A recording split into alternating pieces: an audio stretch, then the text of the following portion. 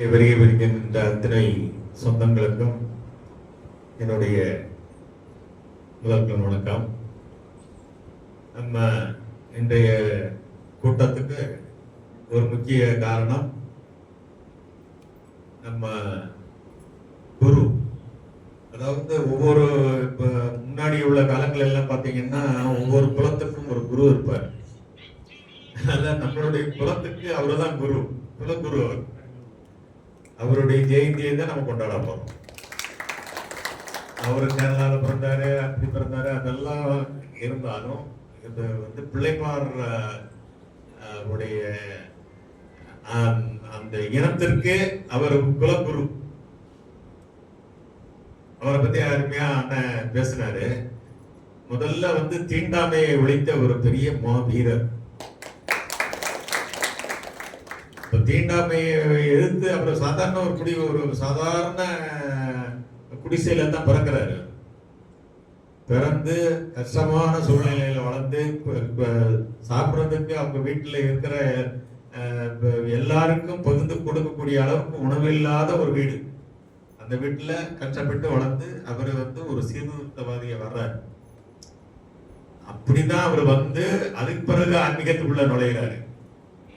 ஆன்மீகத்தில் நுழைஞ்சு தவம் இருக்கிறார். அந்த மாதிரி இருந்து தவம் இருந்து சித்தி பெறார். சித்தி பெற்று அவரே சிவன்கிற ரூபத்துல மாறுறார். அந்த சிவன்கிற ரூபத்துல மாறி அவர் வந்து செஞ்ச கோயில்கள், கும்பாபிஷேகம் பண்ணது, கும்பாபிஷேகம் கூட இல்லை, சிலையை நிர்வகிச்சதே அவர் தான். அப்பெல்லாம் அந்த காலத்துல 18ஆம் நூற்றாண்டு 19ஆம் நூற்றாண்டுல பெரிய ஆதிக்கம், இந்த பிராமின்ஸோட ஆதிக்கம் மிகப்பெரிய தலைவிரித்து ஆடிது. அவன்கிட்ட கேட்டுதான் அரசனே ஏதாவது செய்வான் அந்த காலத்துல. அவன் அந்த மாதிரி அவங்க வந்து ஒரு பெரிய இடத்துல அவங்கள வச்சு அவன் நிறைய கொடுமைகள் எல்லாம் இந்த நம்ம இன மக்களுக்கு நிறைய கொடுமைகள் எல்லாம் பண்ணி அந்த கொடுமைகளை எதிர்த்து போராடி அப்படிப்பட்ட ஒரு மகா கடைசியில் அவரே வந்து சித்தராகிறார். அந்த சித்தரான சூழ்நிலையை உருவாக்குற இடம் தான் நம்ம மருத்துவமனை. மருத்துவமனையில் தான் அவர் வந்து 6 வருடம் நினைக்கிறேன், சரியா 8 வருடம் உணவு இல்லாம யாராவது இருக்க முடியுமா? சோறு தண்ணி இல்லாம, தண்ணி மட்டும் அங்க ஏதோ ஒரு அருள்ல அங்க வருது, சோறுங்கிறதே கிடையாது. கீழே இருந்து யாரும் அவருக்கு வந்து மேல எடுத்துட்டு போய் சாப்பாடு கொடுக்கறதுக்கு ஆளெல்லாம் கிடையாது. அவரை பத்தி யாருக்குமே தெரியாது. ஏதோ ஒரு சாமி வந்து சாமி அவர் மேல போறதுதான் தெரிஞ்சதை வெளிய அவர் கீழே இறங்கி மக்களா நடமாட்டாங்கலாம் கிடையவே கிடையாது. 8 வருடம் உணவில்லாம இந்த லோகத்துல வாழ முடியும் அப்படிங்கிறத நிரூபிச்சு காட்டியவர். அப்பேற்பட்ட பெரிய மகான், நம்மளுடைய இன காவலர், நம்மளுடைய இன குரு, குலகுரு. இன்னையிலிருந்து நீங்க அதை வச்சுக்க, மனசுல வச்சுக்கோங்க. குலகுரு அப்படின்னு சொன்னனால நம்ம இனத்துக்கு யாருமே கிடையாது.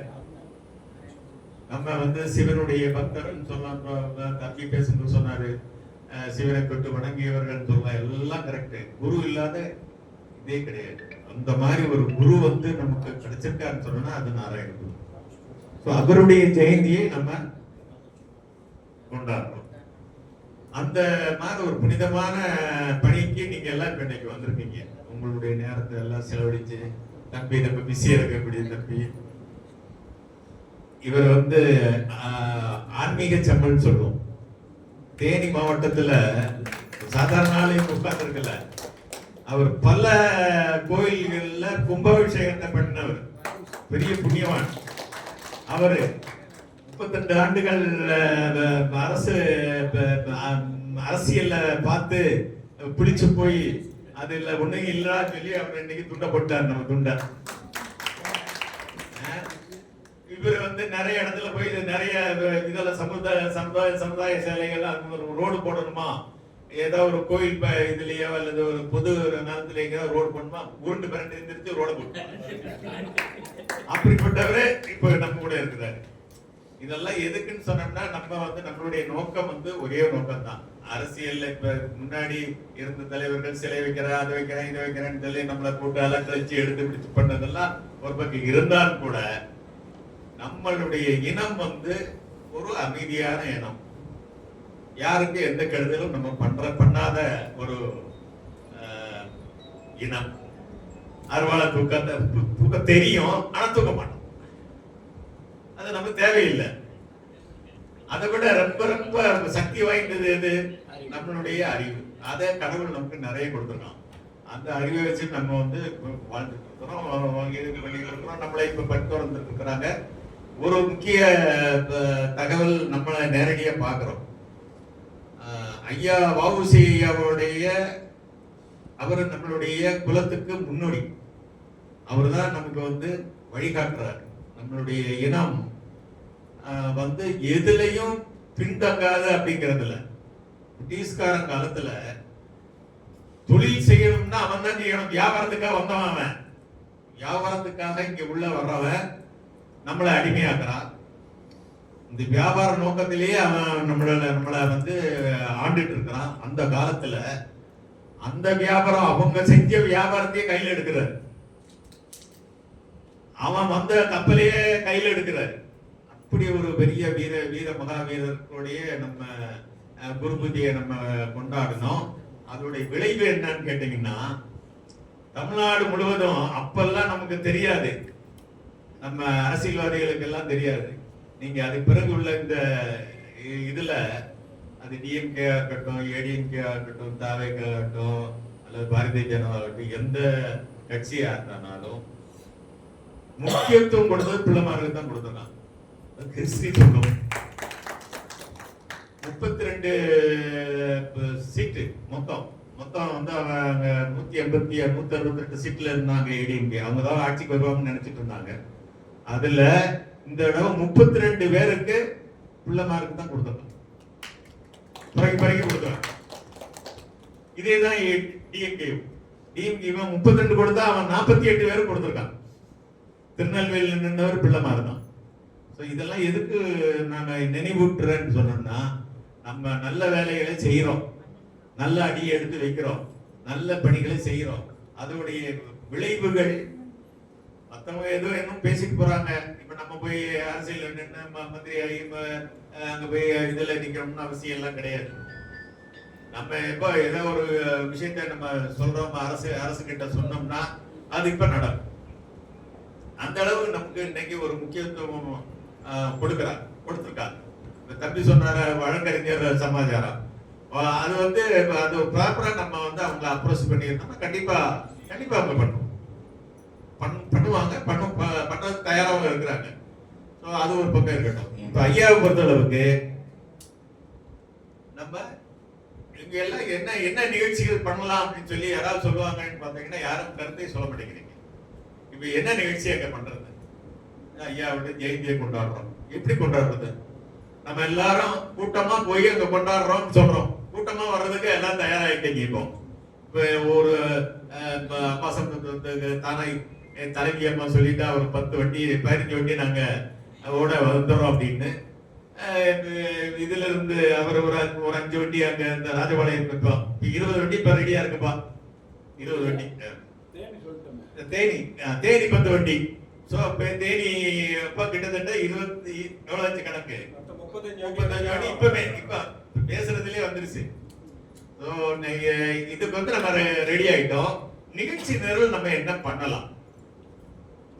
போறோம், நம்ம வந்து அங்க போய் என்ன யார பாக்குறது? ஐயாவோட ஜெயந்தி எப்படி கொண்டாடுறது? முளைப்பாரி எல்லாம் எடுத்துட்டு போலாமா? அப்புறம் ஒரு டான்ஸ் ப்ரோக்ராம் அங்க ஒரு பெரிய ப்ரோக்ராம் பண்ணலாமா? அல்லது வேள்வி ஏதாவது? இதுவரை ஐயாவுக்கு எனக்கு தெரிஞ்சு அவர் வந்து பிராமின்ஸோட இப்ப இங்க வந்து எப்படி பெரியார் எல்லாம் நம்ம பெருசா நம்ம சொல்றோமோ அது மாதிரி பிராமின்ஸோட எதிரி அவரு. பிராமின்ஸ் முதல்ல இருந்தே அப்ப நீ என்னடா நீ கோயில நீதான் கோயில நிர்வாகம் பண்ண முடியுமா, நிறுவ முடியுமா, சிலையை நீதான் வைக்க முடியுமா அப்படின்னு அவர் இது பண்ணி அவரை வந்து ஒரு கோயில்ல சிலையா கொண்டு வந்து வைக்கிறாரு. எங்க ஆத்துல போய் குளிக்கிறாரு, அங்க போய் முங்குறாரு. அங்க ஒரு கல்லு வருது, அந்த கல்லை கையில எடுத்துட்டு வந்து இதுதான்ப்பா சிவன் அப்படின்னு வைக்கிறாரு. இன்னைக்கும் அங்க கும்பிட்டு இருக்கலாம். அந்த மாதிரி பங்கானவர். அப்போ அவருக்கு பிடிச்ச ஒரு ஏதாவது ஒரு விஷயங்கள் நம்ம ஜெயந்தியில நம்ம பண்றது வைக்கலாமா? ஒரு பெரிய வேள்வி ஒண்ணு வைக்கலாமா?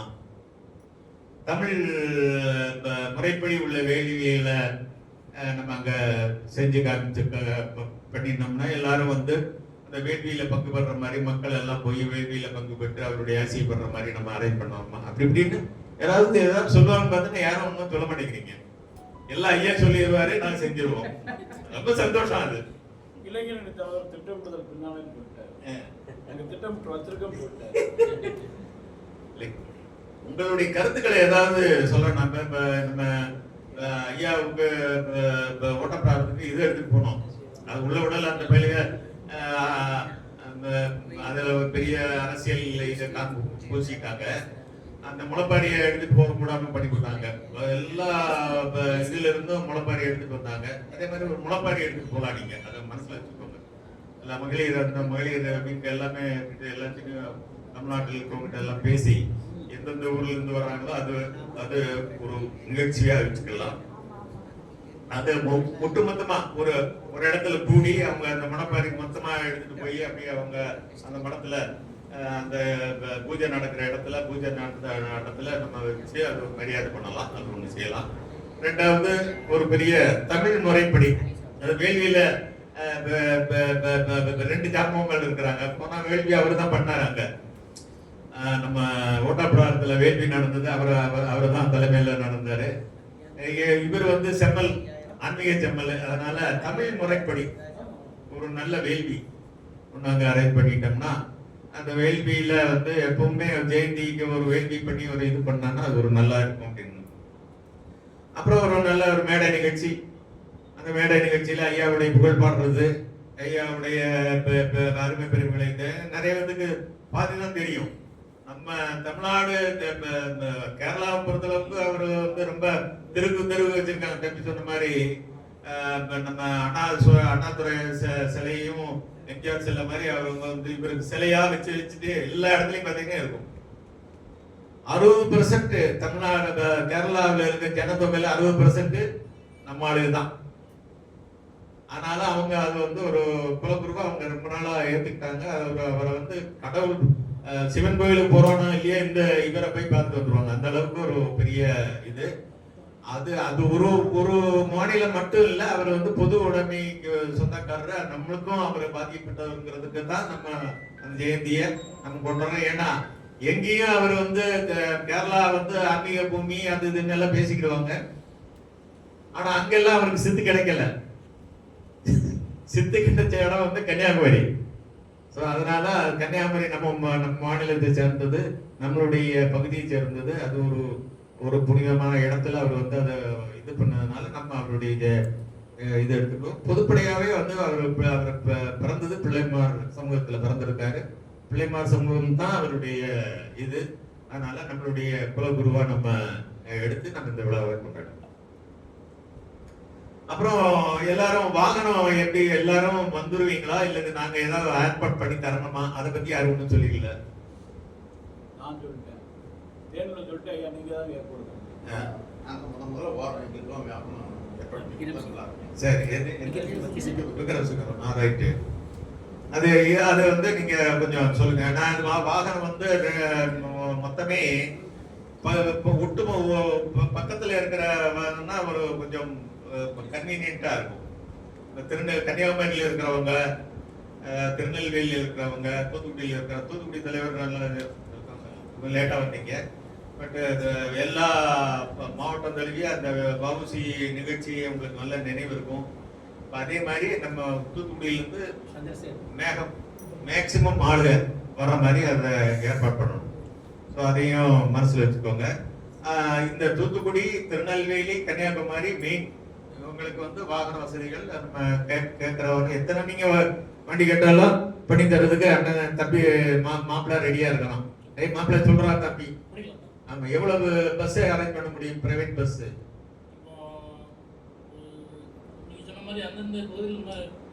ஆமா, அந்தந்த பகுதியில் தான்.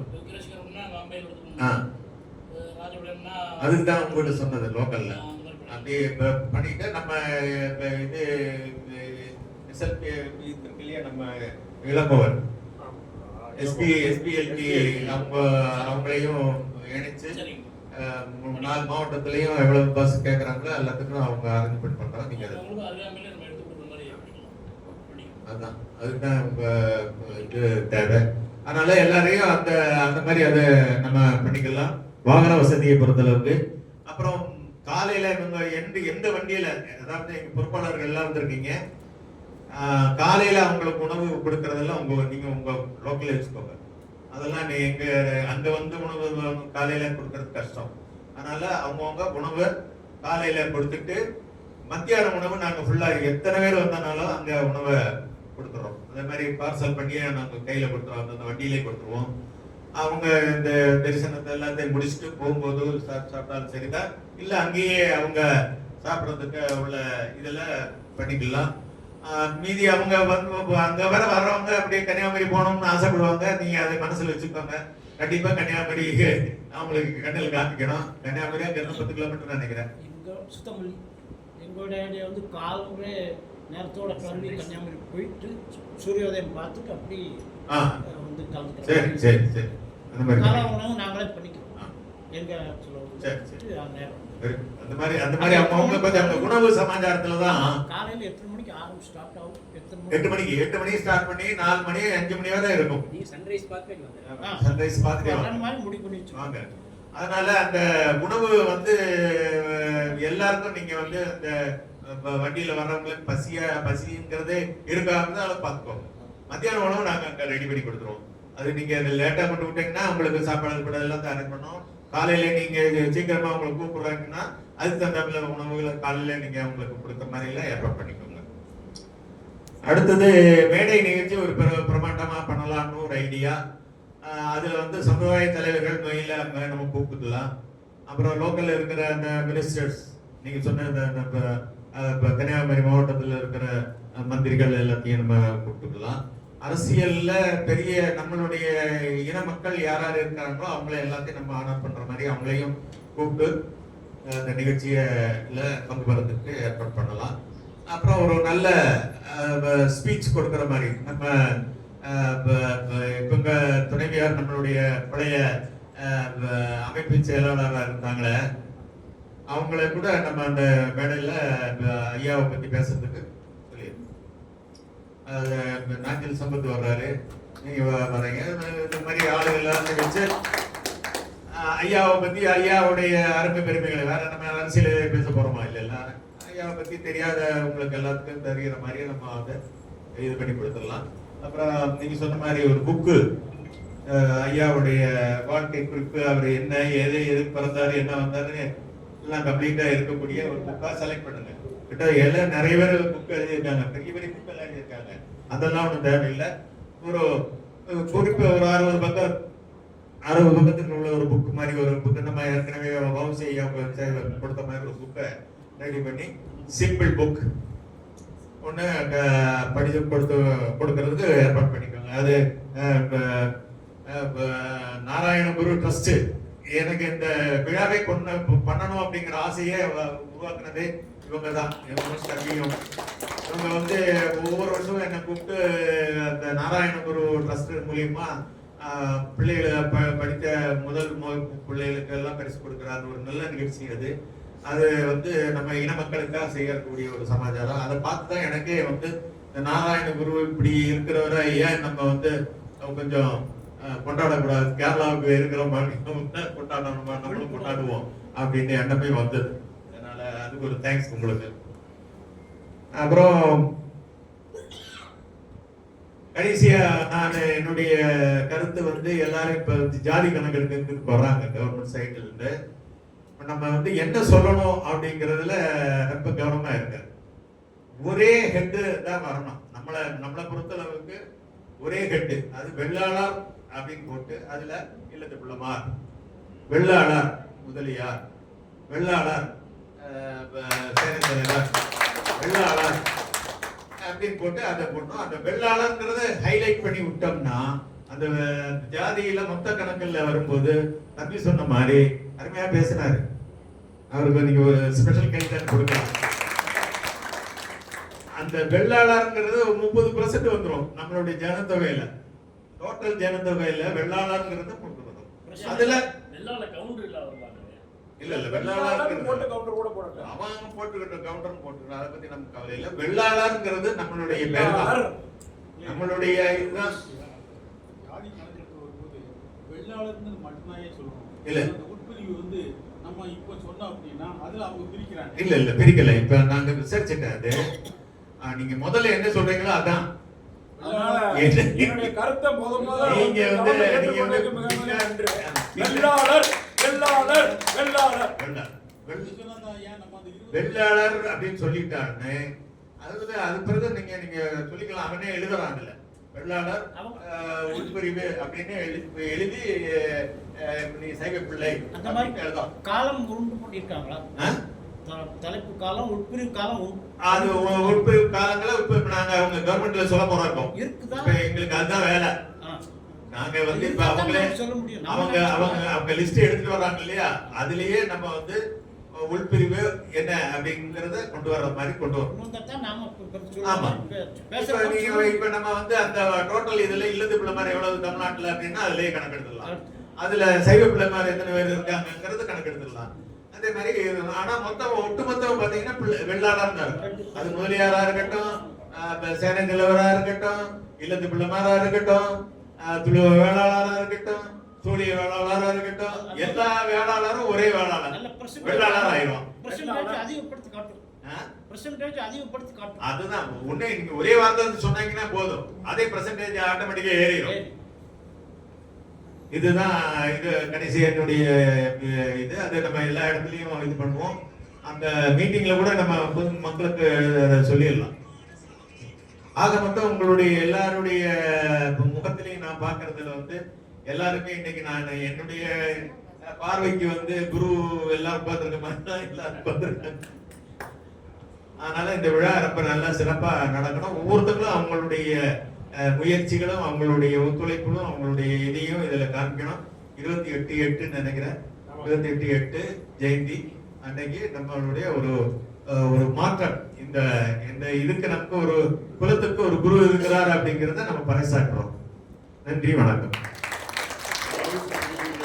எப்படி பாபு செய்ய படம் கொடுத்தீங்களோ அதே மாதிரி இந்த குரு பூஜை விழாவுக்கு ஒவ்வொரு வீட்டுக்கும் அந்த படம் அதையும் பண்ணிடுவோம். அமைப்பு பேரை போட்டு அப்புறம் நிகழ்ச்சியில வேற ஏதாவது செய்யணும்னு சொல்லுவீங்க, இப்பவுமே சேர்த்துடலாம். அதாவது நிகழ்ச்சியில வந்து அட்லீஸ்ட் 9 மணிக்கு வெளியில இருந்து வர்றோம்னா அந்த கன்னியாகுமரி குளிச்சுட்டு வர்றது கொஞ்சம் லேட்டா இருக்கும். அது நீங்க போலாம். ஒரே நேரத்துல எல்லாம் பண்ணாம மேடை நிகழ்ச்சிக்கு வந்து எல்லாரும் இருக்கிற மாதிரி நம்ம பிளான் பண்ணிக்கணும். மேடை நிகழ்ச்சி வேற ஏதாவது சொல்ல வேண்டியிருக்கா? முன்னால நான் ஒரு போதும் பாறேன். வாழிய வாழிய வாழியவே, வாழிய வாழியவே, வெள்ளாளர் இனம் வாழியவே, வெள்ளாளர் இனம் வாழியவே, வாழிய வாழிய வாழியவே, வாழிய வாழிய வாழியவே, வெள்ளாளர் இனம் வாழியவே, வெள்ளாளர் இனம் வாழியவே, வாழிய வாழிய வாழியவே, வாழிய வாழிய வாழியவே, வெள்ளாளர் இனம் வாழியவே, வெள்ளாளர் இனம் வாழியவே. அது வந்து அவருடைய மிகப்பெரிய ஒரு சிலையோ அல்லது ஒரு பெரிய படத்தையோ பெரிய ஒரு இதெல்லாம் அவங்க அந்த படத்தையே அரேஞ்ச் பண்ணி தண்ணி அங்கேயே வச்சிருக்கிறோம். ஸோ அதை பார்த்துட்டு அவங்க எப்படி போகிற மாதிரி பண்ணிக்கலாம். ஆனால் 11 மணி அல்லது ஒரு 11 மணிக்கு இருந்தால் தான் அந்த மேடை நிகழ்ச்சி 1 மணிக்குள்ள முடியும். பஸ் ஃபுல்லாமே மெயின் ரோட்ல நிற்கும், அங்கதான் இறக்கி விடுவாங்க. அதுல இருந்து ஒரு 500 மீட்டர் உள்ள வந்தீங்க அப்படின்னா கொஞ்ச தூரத்துல அந்த மரத்தோப்பு உள்ள நம்ம ஃபங்க்ஷன் நடக்கக்கூடிய இடம் ஒரு என்ட்ரன்ஸ் இந்த மாதிரி இந்த அளவு தான் இருக்கும். அந்த அளவுல என்ட்ரன்ஸ் இருக்கு. அது உள்ள போன உடனே நம்ம ஸ்ட்ரைட்டாவே ஆப்போசிட்ல ஸ்டேஜ் இருக்கும். அதுல சேர் எல்லாம் போட்டிருப்போம். விவசாயிக்கு எப்படி பண்ணோமோ அதுமாதிரி பந்தல் எல்லாம் போட்டு உட்கார மாதிரி ரெடி பண்ணியிருப்போம். அதை தாண்டி தான் அவர் அந்த மடத்தினுடைய மெயின் என்ட்ரன்ஸ் இருக்கும். அதுலதான் எல்லாரும் வரிசையா போய் நம்ம பூவோ இல்ல அந்த வேலையில ஏதாவது போடக்கூடிய விஷயங்கள் என்னன்னு நம்ம அனௌன்ஸ் பண்ணுவோம். அதை நம்ம பார்த்துட்டு ஐயா மகன் நாராயணகுரு ஐயா கும்பிட்டுட்டு அந்த வழியை அப்படியே வெளியே வந்து திரும்ப வந்த ரூட்லயே போய் திரும்ப அந்த உள்ள போகுது. ஆக்சுவலா 2 என்ட்ரன்ஸ். நீங்க அங்க இருந்து உள்ள வரும்போதே ஃபர்ஸ்ட் என்ட்ரன்ஸ்ல உள்ள போறது வந்து நம்ம விழாக்குள்ள போறது. அதுக்கு அடுத்த என்ட்ரன்ஸ்ல தான் அவருடைய மடம் இருக்கு. அந்த மடத்துல தான் நம்ம பூஜை ஏற்பாடு பண்ணியிருப்போம். அந்த பூஜையில எல்லாரும் ஒன்பே வேணா போயிட்டா உள்ள போயிட்டு வரணும். அது நாங்க என்ட்ரன்ஸ்லயே அதுக்கான ஏற்பாடு பண்ணிடுவோம். போங்க அப்படின்னு டைரக்ஷன் கொடுத்துருவோம். போயிட்டு யாரும் அங்க நிக்காம சின்ன இடம் தான் திரும்ப அப்படியே யூ டர்ன் பண்ணி வெளியே வந்து நம்ம விழா எங்க நடக்கும் அது உள்ள போயிடலாம். அது உள்ள போனீங்கன்னா ஸ்டேஜுக்கு முன்னாடி சேர் இருக்கும், அதுல உட்காந்துக்கோங்க. உணவு வந்து மோஸ்ட்லி பேக் பண்ணி தான் கொடுப்போம். உள்ள போகும்போதே இல்ல அந்த பஸ் வரும்போதோ போன தடவை கொடுத்த மாதிரி அந்த பஸ்ஸுக்கு ஒரு பொறுப்பாளர்களை கனெக்ட் பண்ணி எத்தனை பேக்கெட்டோ கரெக்டாக கொடுத்தோம். உணவை தயவு செஞ்சு வீணாக்கிறாதீங்க.